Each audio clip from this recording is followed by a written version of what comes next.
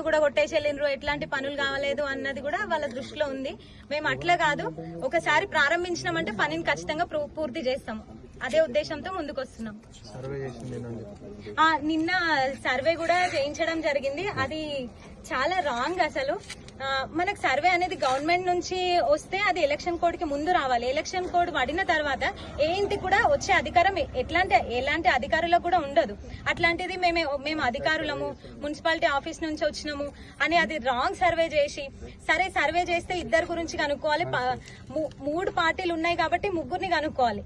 అట్లా కాకుండా కాంగ్రెస్ బీఆర్ఎస్ మధ్యలో చేయాల్సిన అవసరం ఏముంది?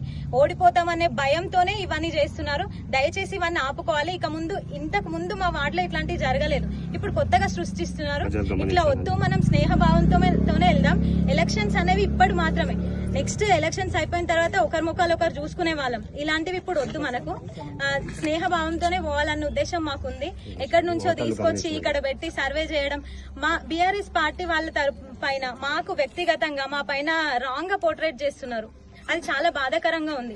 బీఆర్ఎస్ ప్రభుత్వం ఏం చేస్తుంది, ప్రభుత్వం పైన అది ఉంటే ఇదేం చేస్తుంది అని చెప్తున్నారంట. అది చాలా రాంగ్. మనకు సమస్య ఏదైనా ఉంటే మనం లోకల్ ఎమ్మెల్యే గారి దగ్గరికి వెళ్తే పరిష్కారం అవుతుంది, కానీ డైరెక్ట్ సీఎం గారి దగ్గరికి అయితే వెళ్ళి మనం పరిష్కరించుకోలేం కదా. అది ప్రజలు గమనించి, ఎమ్మెల్యే గారు మన చింతప్రభాకర్ ఉన్నారు కాబట్టి ఏ సమస్యలున్నా మనకి ఇక్కడ